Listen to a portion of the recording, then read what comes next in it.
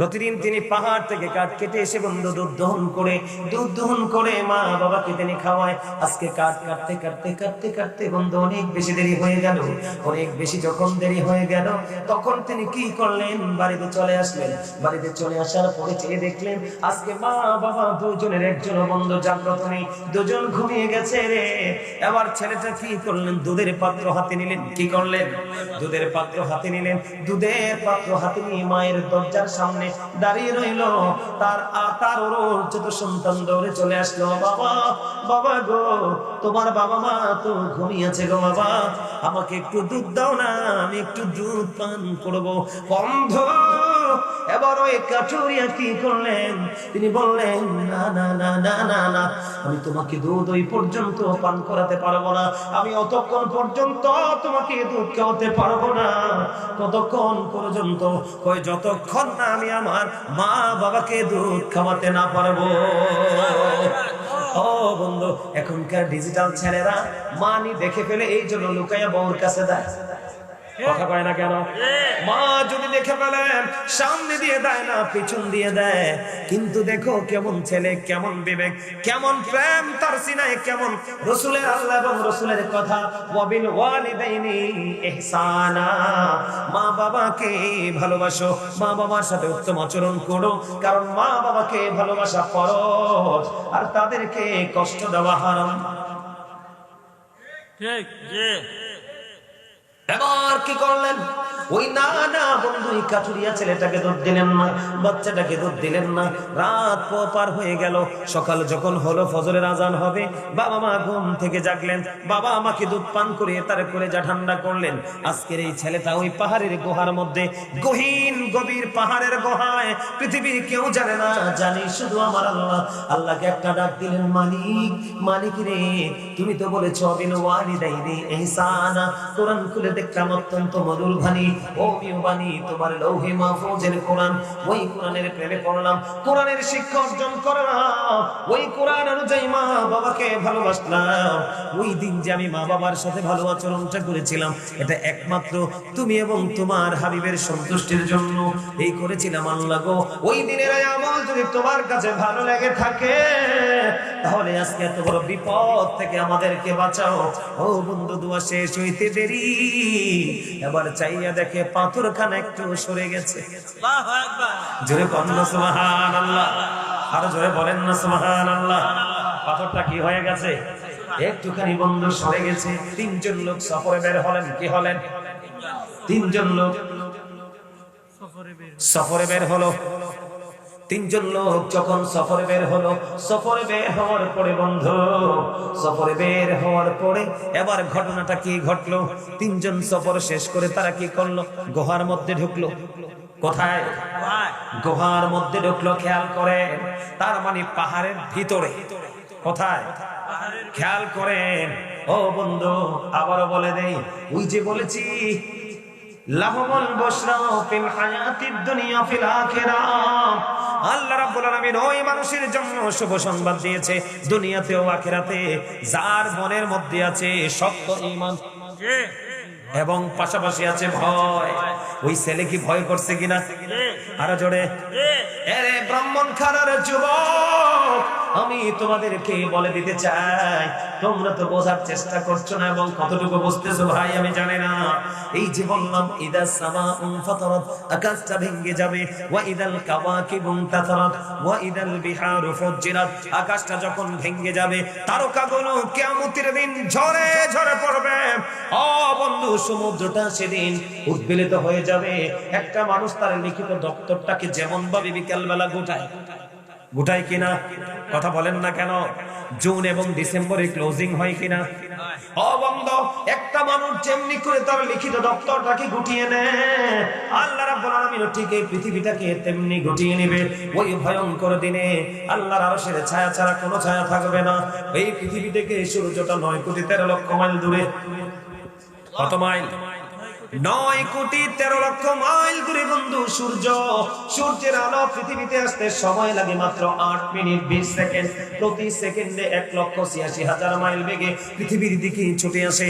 এই সূর্যের কিরণ এত দূর থেকে অনেক আবরণ ভেদ করে আসে, আমরা সহ্য করতে পারি না। অনেক সময় মানুষ হিট স্ট্রোকে মারা যায়। ওরে যুবক বন্ধু, তোমরা বোঝো না কেন? কাল হাসরের দিন আসমান তো থাকবে না, সূর্যটা সরাসরি তোমার মাথার উপরে থাকবে। পুরো শরীরটা ঘেমে যাবে, দুর্গন্ধময় হয়ে যাবে পরিবেশ। তুমি সেদিন চিৎকার করবে, হাহাকার করবে, কেউ তোমার সেদিন পাশে থাকবে না, কেউ তোমার সেদিন পাশে থাকবে না। সূরা আলে ইমরানের 185 নম্বর আয়াতের শেষ অংশে বলে দিয়েছেন, যাদের চোখে ঘুম বেশি, যাদের পেটে বন্ধু খিদা বেশি, যাদের হৃদয়ে লোভ বেশি, দুনিয়া নিয়ে যারা ব্যস্ত, তাদেরকে বলে দিতে চায়, আমার আল্লাহ বলেছেন, আমাল হায়াতুদ দুনিয়া ইল্লা মাতাউল গুরুর। এই দুনিয়ার জিন্দেগি, এই দুনিয়ার ভোগ একটা ধোঁকা, একটা প্রতারণা। কথা বুঝেন না? আমরা যে দুনিয়ার জন্য পড়ে আছি, এটা কি ধোঁকা? কে বলেছে? এবার আসে ও যুবক, সূর্য তোমার মাথার উপর থাকবে, এত ভয়ঙ্কর হবে পরিবেশ, চিৎকার করবে, তোমাকে সেদিন কেউ সহযোগিতা করবে না। কেন করবে না? তোমাকে আমি বলে দিতে চাই, এই জন্য করবে না। সূরা ইউনূসের 44 নম্বর আয়াতে আমার আল্লাহ বলেছেন, ইন্নাল্লাহা লা ইয়াযলিমুন নাসা শাইআন ওয়ালাকিন্নান নাসা আনফুসাহুম ইয়াযলিমুন। আল্লাহ বলেছেন, আল্লাহ বান্দার উপর জুলুম করে না, আল্লাহ বান্দার উপর অত্যাচার করে না, বান্দা নিজের উপর অত্যাচার করে। আল্লাহ বলেছেন, আল্লাহু লা ইউহিব্বুজ জালিমিন। যারা অত্যাচারী, আমার আল্লাহ বলেছেন, অত্যাচারীকে আমার আল্লাহ পছন্দ করে না, ভালোবাসে না। আজকে যাদের কোনো কাজ নেই, ঘুমের কোনো অজুহাত নাই, সবকিছু ফ্রি থাকার পরেও আজকে যারা জান্নাতের বাগানে আসতে পারলো না, বসতে পারলো না, আমি বিশ্বাস করি তারা কাল হাসরের ময়দানে জবাব দিতে পারবে না। কারণ আল্লাহ আপনাকে দুনিয়ায় পেট ভরে খাওয়ার জন্য, পিঠ লাগাইয়া ঘুমানোর জন্য, নিজের ইচ্ছে মতো চলার জন্য দুনিয়ায় পাঠায় নাই। হ্যাঁ, আল্লাহ রাব্বুল আলামিন আপনার জন্য সবকিছু তৈরি করেছে, তবে সবকিছু ব্যবহারের একটা লিমিট দিয়েছেন। কথা বলেন না কেন? আজকে রাতের পরে আগামী 1 বছর পরে আরেকটা মাহফিল হবে, যদি বেঁচে থাকেন করলে, ঠিক কিনা বলেন? 364টা রাত আপনি ফ্রি। আপনার এলাকায় এত বড় মাহফিল, আপনারা বাসা আসতে পারলেন না, ও বন্ধু, আপনার অবস্থাও ভালো হবে না। এই জন্য আল্লাহ বলেছেন, ওয়াল্লাহু লা ইউহিব্বুজ জালিমিন। যারা অত্যাচারী, তাদেরকে আমার আল্লাহ পছন্দ করে না। এরপরে বলেছেন, ওমা লিজ জালিমিনা মিন আনসার। জালেমরা যখন বিপদে পড়বে, আল্লাহ তাদের জন্য কোনো সাহায্যকারীও রাখে না। যাবেন কই? যাবার রাস্তা আছে? আমরা কত বোকা, কত স্টুপিড। দোকানের সামনে সিসি ক্যামেরা লাগালে আমরা ভয়ে দোকানের সামনে কোনো অকারেন্স করি না, কারণ ফুটেজ ধরা পড়ে যাবে, ঠিক না? অথচ এই ক্যামেরা নষ্ট করা যায়। আপনার আমার সঙ্গে চির অমর সিসি ক্যামেরা আছে, সেই খবর কিন্তু আপনার আমার অপরাধ করতে দেদারছে। আমরা, আল্লাহ তো দেখে না, ঠিক না? কোন দেখে? ওমা ওমা দেখে, ওমা আল্লাহ কোনটা দেখে? দেখে। ওয়া ইন্না আলাইকুম লাহাফিজিন কিরামান কাতিবিন। যাবেন কই? যাবেন কই? কিরামান কাতিবিন কাঁদে বসিয়া সকল কর্ম লিখিতেছি হুকুমনিয়া, আল্লাহর হুকুমনিয়া। 40 কদম হাঁটিয়া আসবে সোজো, মুনকার নাকির হাজির হইবে রে তখন। ঘুমটা খুলিয়া সওয়াল করিবেন তখন, 40 কদম হাঁটিয়া আসবে রে সজন। ঠিক না বেঠে? আরো জোরে বলে। বন্ধু, আমি আপনাদেরকে বলে দিতে চাই, সেই দিন তুমি কাউকে খুঁজে পাবা না। যেই সম্পদের জন্য, যেই সন্তানের জন্য তুমি আল্লাহ রাসূলকে ভুলে গেলে, কোরআন শরীফের 19 পারা সূরা শুআরা 88 নম্বর আয়াতে আমার আল্লাহ বলে দিয়েছেন, ইয়াউমা লা ইয়ানফাউ মালু ওয়ালা বানুন।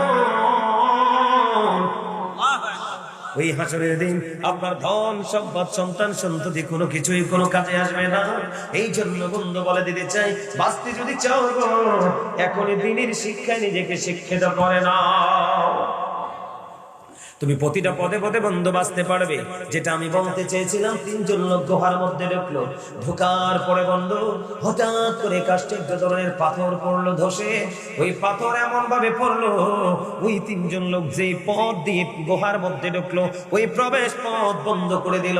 হাদিস শরীফের মধ্যে এসেছে, হাদিসের রাবী বলেছেন, এত বড় পাথর মালিক যদি না সরায়, কারো বাবার দুনিয়ার কারো বাবার ক্ষমতা নাই পাথর সরাবার। আল্লাহু আকবার বলেন না। এবার বন্ধু তিনজন মনে মনে চিন্তা করলেন, তিনজন মনে মনে চিন্তা করলেন, এই গভীর পাহাড়ের ভিতরে আমরা আবদ্ধ হয়ে গেলাম, দুনিয়ার কেউ তো জানে না, জানে একমাত্র আমাদের আল্লাহ। এখান থেকে কেমন করে বাঁচবো? তিনজন মনে মনে চিন্তা করলেন, আমাদের জীবনে যে স্পেশাল নেক আমল আছে, এই নেক আমলের উসিলা দিয়ে আল্লাহর কাছে দরখাস্ত করে দেখি আল্লাহ কবুল করে নি। বন্ধু প্রথম জন, এক নম্বরে প্রথম জন, ওনার জীবনের স্পেশাল আমলটা কেমন ছিল বন্ধু? ওনার স্পেশাল আমলটা ছিল, উনি ছিলেন একজন কাঠুরিয়া। প্রতিদিন তিনি বন্ধু কাঠ কাটার জন্য চলে যেতেন। কাঠ কাটার জন্য যখন চলে যেতেন, ওনার ঘরে কিন্তু দুধের পানি আছে, কি আছে? প্রতিদিন তিনি পাহাড় থেকে কাঠ কেটে এসে বন্ধু দুধ দহন করে মা বাবাকে তিনি খাওয়ায়। আজকে কাঠ কাটতে কাটতে কাটতে কাটতে বন্ধু অনেক বেশি দেরি হয়ে গেল। অনেক বেশি যখন দেরি হয়ে গেল, তখন তিনি কি করলেন? বাড়িতে চলে আসলেন। বাড়িতে চলে আসার পরে চেয়ে দেখলেন আজকে মা বাবা দুজনের একজন বন্ধু জাগ্রত নেই, দুজন ঘুমিয়ে গেছে রে।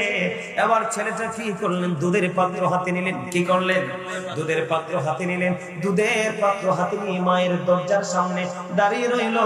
তার যত সন্তান দৌড়ে চলে আসলো, বাবা বাবা গো, তোমার বাবা মা তো ঘুমিয়েছে গো, বাবা আমাকে একটু দুধ দাও না, আমি একটু দুধ পান করবো। বন্ধ। এবার ওই কাঠুরিয়া কি করলেন? তিনি বললেন, না না না না না না, আমি তোমাকে দুধ ওই পর্যন্ত পান করাতে পারবো না, আমি অতক্ষণ পর্যন্ত তোমাকে দুধ খাওয়াতে পারবো না। কতক্ষণ পর্যন্ত? কই যতক্ষণ না আমি আমার মা বাবাকে দুধ খাওয়াতে না পারবো। ও বন্ধু, এখনকার ডিজিটাল ছেলেরা মানি দেখে ফেলে, এই জন্য লুকাইয়া বউর কাছে দেয়। কথা কয় না কেন? মা যদি দেখে ফেলেন, সামনে দিয়ে দেয় না, পিছন দিয়ে দেয়। কিন্তু দেখো কেমন ছেলে, কেমন বিবেক, কেমন প্রেম তার সিনায়, কেমন রাসূলের আল্লাহ এবং রাসূলের কথা, ওয়াবিল ওয়ালিদাইনি ইহসানা, মা বাবাকে ভালোবাসো, মা বাবার সাথে উত্তম আচরণ করো, কারণ মা বাবাকে ভালোবাসা ফরজ আর তাদেরকে কষ্ট দেওয়া হারাম। ঠিক। এবার কি করলেন? ওই না না বন্ধু, এই কাঠুরিয়া ছেলেটাকে দুধ দিলেন না, বাচ্চাটাকে দুধ দিলেন না। রাত পার হয়ে গেল। সকাল যখন হলো, ফজরের আজান হবে, বাবা মা ঘুম থেকে জাগলেন, বাবা আমাকে দুধ পান করিয়ে তারপরে যা ঠান্ডা করলেন।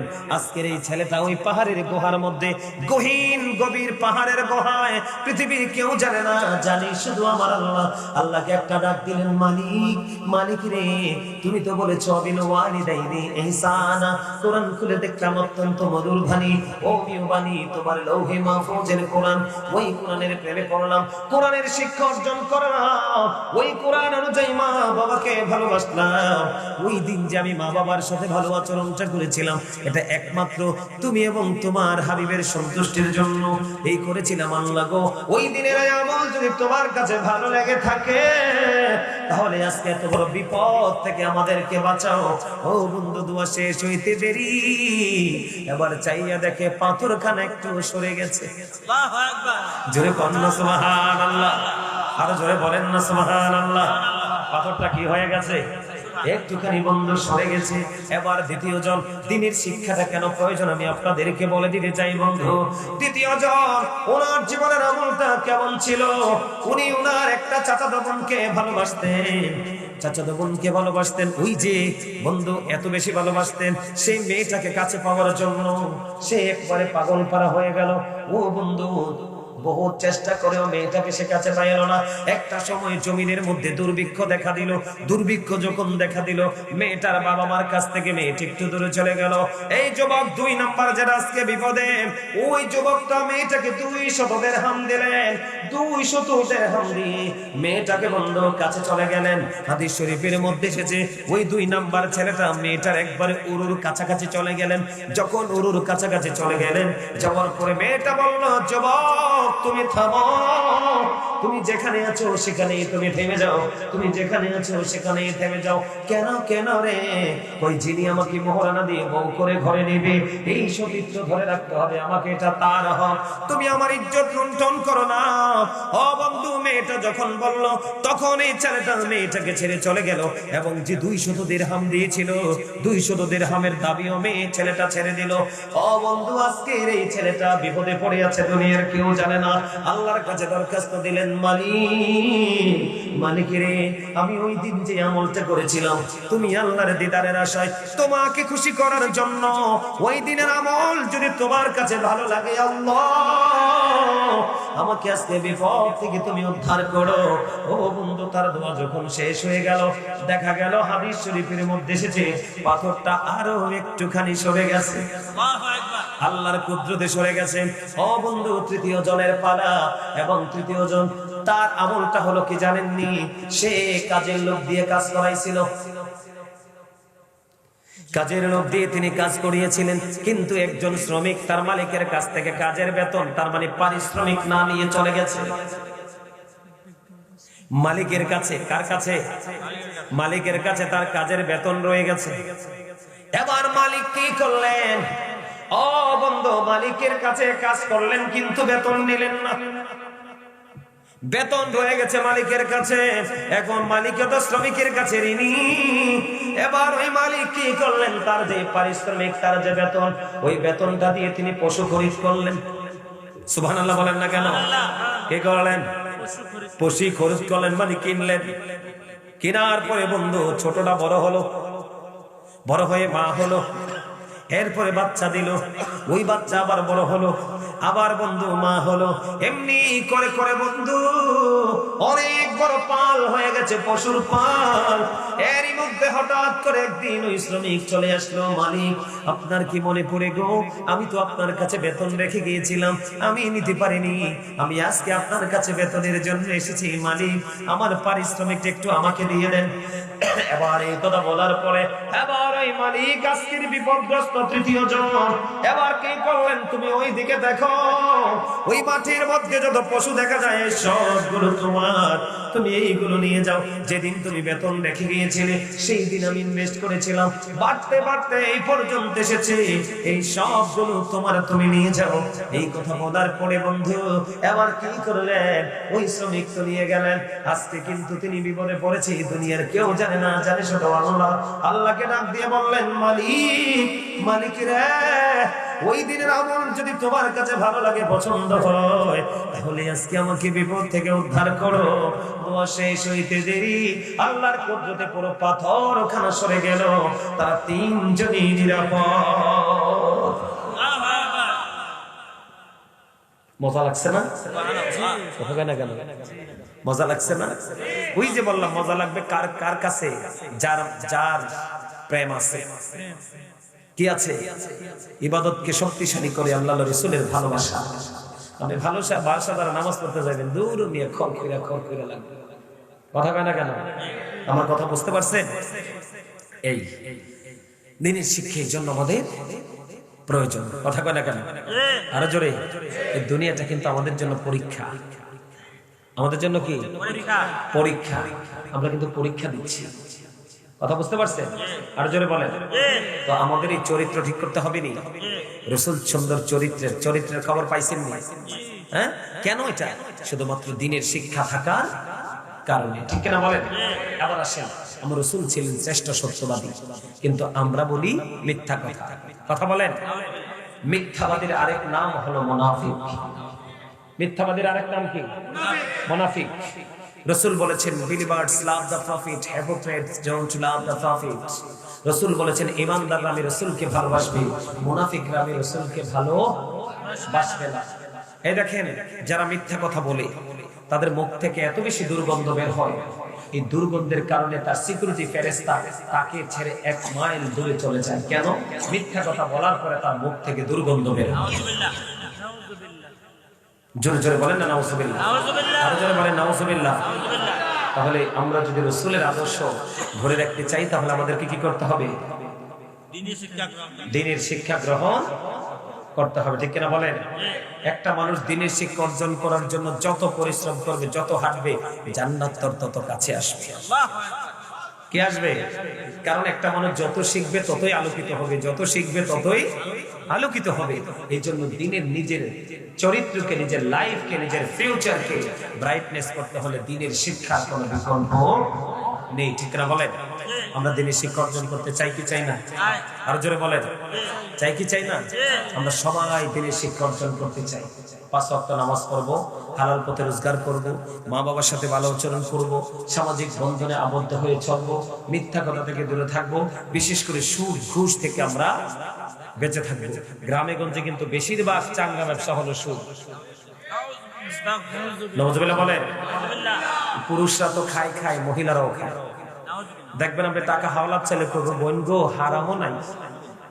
কে? যখন আপনি সুদের কথা কইবেন, কইব আমার বড় আফার কাছে কিছু টাকা আছে, কারণ দুলাভাই বিদেশ থাকে। কথা কয় না কেন? আসলে কিন্তু ভুল কথা। টাকা তার নিজে, কার? এরকম কৌশলে টাকা লাগায় না? কথা বলেন, লাগায় কিনা? ওই মানুষ সারা জীবন নামাজ পড়ুক, কোনো ফায়দা হবে না। লা তাকবালু সালাতুন বিগাইরি তুহুর ওয়ালা সাদাকাতুন মিন কুলুব। পবিত্রতা ছাড়া ইবাদত কবুল হয় না, হালাল টাকা না হইলে দানও কবুল হয় না। কথা বুঝতে পেরেছেন? আর যারা বলেন, বুঝতে পারছেন? আমাদেরকে কি করতে হবে? দ্বীনের শিক্ষা অর্জন করতে হবে। দ্বীনের শিক্ষার কোনো বিকল্প নেই। সম্মানিত উপস্থিতি, এই যে বললাম আমি, আমাদের ছেলেরা এখন আমাদেরকে সালাম দেয় না। দেয়? কেন দেয় না? ওই যে শিক্ষা নাই। আমি মুসলমান হয়ে জন্ম হয়েছি, আমার জীবন কত সুন্দর, কত দামি, এটা যদি আমরা বুঝতাম, তো বুঝার জন্য আমাদেরকে শিক্ষা অর্জন করতে হতো। আমরা শিক্ষা অর্জন করি না বলেই কিন্তু আমাদের আজকে এই অবস্থা, ঠিক কিনা বলেন? আরো জোরে বলেন, আরো জোরে। মুনাফিকদের ঠিকানা কোথায়? শুধু জাহান্নাম নেই। ইন্নাল মুনাফিকিনা ফি দারকিল আসফালি মিনান নার। একেবারে নিকৃষ্ট জায়গা, জাহান্নামের একবারে সবচেয়ে খারাপ জায়গা হলো, মনে রাখবেন, বেঈমানরা কিন্তু আমাদের প্রকাশ্য শত্রু।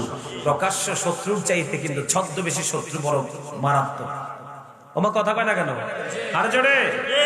61 হিজরি, এদিকে তাকান। 61 হিজরিতে কারবালা হয়েছে না? হয়েছে তো। এই কারবালা যে হয়েছে, এরা কি হিন্দু খ্রিস্টান ছিল? এরা তো মুসলমানই ছিল। কিন্তু মুনাফিক মার্কা মুসলমান, তাদের অন্তরে ছিল ইসলামের কথা, আর মুখে ছিল ইসলামের কথা, অন্তরে ছিল ইসলাম ধ্বংস করার পায়তারা, ঠিক কিনা বলেন? সম্মানিত এই উপস্থিতি, এই জন্য আপনার আমার জীবনে আপনি আমি আমরা রাসূলকে কি করতে হবে? ভালো বাসতে হবে। কারণ আল্লাহ দেখিয়েছে, তুমি যদি তোমার জীবনকে গড়তে চাও, দুনিয়া এবং আখিরাতকে সুন্দর করতে চাও, তাহলে তুমি আমার হাবিবুল্লাহকে ফলো করো। এখন হাবিবুল্লাহকে ফলো করতে হলে যেতে হবে কার কাছে? আল্লাহ রাসূলের প্রেমিক আলেমদের কাছে, ঠিক না বলেন? আমরা যখন ওখানে যাব, দ্বীনের শিক্ষা অর্জন করব, তখন অটোমেটিক্যালি আমরা ওখান থেকে আমরা তাদের সোহবতে নিজেকে নূরানি করে আমরা কি করতে পারবো? সম্মানিত উপস্থিতি, বেশি বেশি করে আমল করবেন। কি করবেন? বেশি বেশি করে আমল করবেন। আল্লাহ রাসূলের প্রতি, আল্লাহর ওলিদের প্রতি প্রেম রেখে আলেমদের কথা শুনে শুনে আমল করবেন। এখানে আপনারা সবই মুরব্বী, যুবক খুবই কম। আমি আপনাদেরকে বলি, কাল হাসরের দিন আল্লাহ রাব্বুল আলামিন আপনার কাল হাসরের ময়দানে বিচার আচারের আগে আল্লাহ রাব্বুল আলামিন ডাক দিবে, রাতের মধ্যবর্তী সময়ে তোমরা কে নামাজ পড়েছিলে? এই নামাজটা কোন নামাজ? তাহাজ্জুদের নামাজ। হাদিস শরীফে আসছে, অল্প কিছু লোক হাত তুলবে। কি? অল্প কিছু লোক হাত তুলবে। যারা হাত তুলবে তাদেরকে বিনা হিসাবে জান্নাতের ঘোষণা দেওয়া হবে। আর জোরে কর, তাহাজ্জুদের নামাজ পড়ার দরকার আছে নি? মাগরিবের নামাজের পরে একটা নামাজ আছে, সালাতুল আওয়াবিন। কয় রাকাত? কথা বলেন, 6 রাকাত 2 রাকাত করে করে 6 রাকাত মাগরিবের নামাজ পড়ে কোনো প্রয়োজন ছাড়া কোনো কথা বলবেন না, সোজা আওয়াবিন করতে চলে যাবেন। আওয়াবিন নামাজ যখন পড়বেন, আল্লাহ রাসূল বলেছেন মাগরিবের নামাজ শেষ করে অপ্রয়োজনে কথা বলা যাবে না, সোজা তোমরা আওয়াবিন নামাজ পড়বে। একদিন যদি তোমরা সেইভাবে আওয়াবিন নামাজ পড়তে পারো, তোমাদের আমল নামায় 12 বছরের নফল ইবাদতের সওয়াব দেওয়া হবে। জোরে জোরে করুন সুবহান। সম্মানিত উপস্থিতি, আমার লাইন লেখছেন দেন। হ্যাঁ হ্যাঁ, তো মোনাজাত তো করুন, মোনাজাত ছাড়া মাহফিল হয়নি, করবেন কথা কয় না কেন? আরো জোরে কোন, আরো জোরে কোন। আরেকটু কথা বলবো নি, শুনবেন? তাহলে তাহাজ্জুদের দরকার আছে না নাই? আরো জোরে, আরো জোরে আছে তো? এবার আসেন, আপনাদের জুমার নামাজ পড়তে যান না মুরব্বীরা, দাদু ভাইরা? আপনাদেরকে বলছি, আল্লাহ রাসূল বলেছেন জুমার দিনে কেউ যদি সবার আগে অন্য সব দিনের চাইতে উত্তম রূপে গোসল করে, কি করে? উত্তম রূপে গোসল করে, তারপরে সে সবচেয়ে সুন্দর লম্বা পাঞ্জাবি পরে গায়ে আতর লাগাইয়া সবার আগে হেঁটে হেঁটে সে মসজিদে চলে যাবে, যে সামনের কাতারে বসবে। প্রথম কাতারে বসার কারণে তার আমলনামায় একটা সৎকার, উট কুরবানির সওয়াব দিবে। সুবহানাল্লাহ। এখন আপনি ধীরে ধীরে ধীরে ধীরে নামাজ পড়লেন, সব মানুষ তাড়াহুড়া করে যুদ্ধ করে বের হয়ে গেল, কিন্তু আপনার মধ্যে ওইরকম ধরনের কোনো কি নাই, তাড়াতাড়ি বের হতে হবে ওইরকম কোনো পেরেশানি করার মনোভাব নেই। আপনি কি করলেন? আপনি বসে রইলেন, জুমার নামাজ পড়লেন, তারপরে আর সুন্নত নফল আছে না, এগুলো পরে সবার পরে বের হলেন। রাসূল বলেছেন তুমি এসেছো সবার আগে, বের হয়ে গেলে সবার পরে। শুধু এইভাবে আমল করার কারণে তোমার আমল নামায় প্রতিটা কদমে কদমে 1 বছরের নফল ইবাদতের সওয়াব দেওয়া হয়। সুবহানাল্লাহ। তার মানে আপনার বাড়ি যাইতে যদি 50টা কদম লাগে, তাহলে 50 বছরের নফল ইবাদতের সওয়াব। এই আমলগুলো আমাদের করার দরকার আছে নি? দাইলামি শরীফের মধ্যে এসেছে, কেউ যদি মদিনাওয়ালাকে ভালোবেসে প্রতিদিন 1000 বার দরুদ পড়তে পারো, রাসূল বলেছেন সে জান্নাত না দেখা পর্যন্ত তার মরণ হবে না। আল্লাহু আকবার। আর জোরে বলেন না, কি হবে না? জান্নাত না দেখা পর্যন্ত তার মরণ হবে না। কেউ যদি রাসূলকে ভালোবেসে প্রতিদিন 80 বার দরুদ, জুম্মার দিনে 80 বার দরুদ পড়তে পারে, আল্লাহ খুশি হয় তার 80 বছরের সগীরা গুনাহ মাফ করে দেন। সম্মানিত উপস্থিতি, ফজরের নামাজের পরে ঘুমায়েন না। ফজরের নামাজ পরে কেউ কোরআন তেলাওয়াত, কেউ জিকির আজকার করবেন, দেখবেন কিছুক্ষণ পরে সূর্য উঠে যাবে। সূর্য উঠে যাওয়ার পরে একটা নামাজ আছে, নামাজের নাম জানেন? কোন নামাজ? ইশরাকের নামাজ। কেউ যদি ফজরের নামাজ পরে ঘুমায় না, না ঘুমিয়ে কোরআন তেলাওয়াত জিকির আজকার করতে করতে সূর্য ওঠার সাথে সাথে সে ইশরাকের নামাজ পড়ে, আল্লাহর হাবিব বলে দিয়েছেন তার আমল নামায় পরিপূর্ণ একটা উমরা এবং পরিপূর্ণ একটা হজের সওয়াব দেওয়া হবে। সুবহানাল্লাহ। এই আকাশে অস্ত যাওয়ার আগ পর্যন্ত আরেকটা নামাজ পড়া হয়, এটার নাম জানেননি? চাস্তের নামাজ। এটাকে দোহার নামাজও বলা হয়। ওই নামাজটা 2 রাকাত থেকে 12 রাকাত পর্যন্ত পড়া যায়। কত রাকাত? 2 রাকাত থেকে 12 রাকাত পর্যন্ত পড়া যায়। এই 12 রাকাত নামাজ যে ব্যক্তি পড়তে পারবে, কি করতে পারবে? পড়তে পারবে, তার বডির মধ্যে যে আপনার 360টা জোড়া আছে, পার্টস আছে, 360টা পার্টসের সদকার সওয়াব পেয়ে যাবে। সুবহানাল্লাহ। সম্মানিত উপস্থিতি, এখন কিন্তু আমাদের মধ্যে এই কম্পিটিশনটা নাই। ধীরে ধীরে ধীরে ধীরে এগুলো কিন্তু আমাদের মধ্য থেকে কি হয়ে যাচ্ছে? চলে যাচ্ছে। আল্লাহ যেন আমাদের সবাইকে ঈমানে ইসলামী জিন্দেগি দান করে। সকলে বলেন আমিন। আরো জোরে বলেন আমিন। বড় কথা বলেন। এখানে আমাকে একটা প্রশ্ন করা হয়েছে যে হজ করার আগে, হজ করার পরে হাজি লেখা যাবে কিনা? সম্মানিত উপস্থিতি, হজ তো আল্লাহ কবুল করছে কিনা এটা তো আপনি আমি জানি না। কথা বলেন, আমি যে হজ করতে গেলাম, আমার হজটা আল্লাহর দরবারে কবুল হয়েছে কিনা এটা কি আপনি আমি জানি? এটা তো আপনি আমি জানি না। আমি নিজে প্রাউড ফিল করতে পারবো না, আমি নিজে বলতে পারবো না যে আমি হাজি। কথা কি বুঝতে পারছেন? আমি নিজে বলতে পারবো না, কারণ আমি তো জানি না আমার হজ কবুল হয়েছে কিনা। আর আরেকজন, আর আমাদের মধ্যে এমনি তো মানুষের মধ্যে একটু আবেগ বেশি কাজ করে, ঠিক না? একটু কি কথা কয় না কেন? ম্যাক্সিমাম লোকে তো ওখানে যায় আয়েশা নামের আগে হাজি লেখার জন্য, আলহাজ লেখার জন্য। কথা বলেন না কেন? বলা যাবে না যে তা না, কিন্তু আমি তো জানি না আমি হাজি হতে পারছি কিনা, আমারটা কবুল হয়েছে কিনা, ঠিক কিনা বলেন? তবে না বলাটাই বেটার। এটা তো ইবাদত, এটা তো আমল। এটা আমার আর আমার আল্লাহর ব্যাপার, ঠিক কিনা বলেন? কথা বলেন। নিজে নিজে আমি তো কখনো বলি না আমার নামের আগে, তারপরে মানুষ কি বলে? হ্যাঁ, মানুষ হাজি লিখে ফেলে, বলে ফেলে, কিন্তু আমি লিখি না কখনো। আমি এখনো টেনশনে আছি, আল্লাহ তুমি জানি কবুল করছো নি।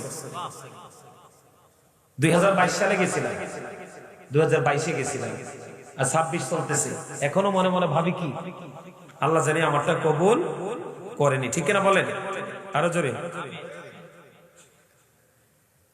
কি তা লেখছে এটা? নির্বাচন এর প্রচার কাজে হ্যাঁ, দেখা হয়, সেক্ষেত্রে হাদিস কি বলে? মাগো মা, এই হাদিস করলে তো আরে মাইর তো ধরবো রাস্তায়। কথা কনে কিনলাই আরে বেকি মিলি কন্যাই দিব দড়ি। কথা কন না। কোন অজুহাতে আপনি নারীর সাথে দেখা করতে পারবেন না, কোন অজুহাতেই না। আমরা দেশে কি ইসলামের আইন আছে? কথা কন না, আছে? মানে আমি যদি কই যে ভাই আপনি এই কামটা কি ইরে করলেন, আমরা 60 জন লাগাবে আমার পিছনে, আমার ডিস্টার্ব করলেন, কিও কথা কন না কেন? বেগানা পুরুষ আর বেগানা নারী, এটা হচ্ছে কত ভয়ঙ্কর। আপনি দেখা করবেন কেমনে? এটা টোটাল হারাম। কেমন হারাম আমি আপনাকে বলি। উম্মে মাকতুমের পুত্র আব্দুল্লাহ আমার রাসূলের কাছে আসতেছে, কি করতেছে? মাইমুনা সহ আরো নারী আমার রাসূলের কদমে আছে। রাসূল বলতেছে তোমরা এখান থেকে প্রস্থান করো, তার মানে চলে যাও। তখন নারীরা বললেন ইয়া রাসূলুল্লাহ, উম্মে মাকতুমের পুত্র আব্দুল্লাহ তো অন্ধ। নবীজি বললেন তুমি তো অন্ধ না। সুবহানাল্লাহ বলেন না কেন? আরে আব্দুল্লাহ অন্ধ, আব্দুল্লাহ তোমাকে দেখতে পাবে না, কিন্তু তুমি তো অন্ধ না, তুমি তো দেখতে পাবে। জোরে বলেন ঠিক না বেঠে? উকি দিয়ে চুকি দিয়েও নারীর দিকে তাকানো যায় না, আর সরাসরি তো গজব। এটা কোনোভাবে কি না ঠিক না, এটা দূরে থাকতে হবে। প্রচারণা তো অন্যভাবেও করা যায়, ঠিক কিনা বলেন? আপনি বুদ্ধি খাটান, ইসলামের আইন মানবেন, ভঙ্গ করবেন না। যদি ইসলামের আইন মেনে কাজ করেন আল্লাহর অনেক রহমত বরকত আল্লাহ আপনাকে দিবে, ঠিক কিনা বলেন? আল্লাহ আমাদেরকে কবুল করে নিক, সকলে বলেন আমিন, আর জোরে বলেন আমিন। সম্মানিত উপস্থিতি, আপনারা কি নবীজিকে দাঁড়াইয়া সালাম দেন? আমি একটু দিমুনি, দিমু? রাজি আছে? কেউ আবার রাগ হইতেন না তো? যা হ্যাঁ দিতা। মাশাআল্লাহ মাশাআল্লাহ। কেন জিজ্ঞেস করছো? অনেকে আমার মন খারাপ করে না? নবীজির সালাম দেওয়া যায় না রে দাঁড়াইয়া বাবু? যায়। Thank you very much. আমাদের রাসূল জিন্দা, কি আমাদের মাঝে যখন কেউ চলে আসে আমরা তাকে সম্মান করি না দাঁড়াইয়া? তো ওখানে কিন্তু আমরা কোনো ফতুয়া দেই না, রাসূলের ক্ষেত্রে কিন্তু আমরা ফতুয়াটা দেই, ঠিক না বলেন? এটা করা উচিত না। যার ভাল লাগে নবীজিকে দাঁড়িয়ে দাঁড়িয়ে সালাম দিবে, আমরা কখনো প্রতিহত করব না। করলেই কিন্তু আর আমাকে ইমানদার বলে আমি মনে করি না, ঠিক না বলে? আমার নবী, আমি নবীকে কিভাবে ভালোবাসবো এটা আমি করবো। আপনার নবী, আপনি আপনার রাসূলকে কিভাবে ভালোবাসবেন এটা আপনি করবেন, ঠিক না বলেন? আরো জোরে। আমার কথা বুঝতে পারছেন? আপনারা এই বেশি বেশি করে মাহফিলগুলোতে যাবেন, মসজিদে যাবেন, নামাজ পড়বেন। আল্লাহ আমাদের সবাইকে কবুল করেন, সকল আমিন। সম্মানিত উপস্থিতি, এতক্ষণ পর্যন্ত যে আলোচনা করছি, আল্লাহ আলোচনার মধ্যে যে ভুল ত্রুটি হয়ে থাকে, আপনারা কষ্ট পেয়ে থাকেন, আমাকে ক্ষমা করবেন। আর যদি ভালো লেগে থাকে সেটার উপর ভিত্তি করে আমল করা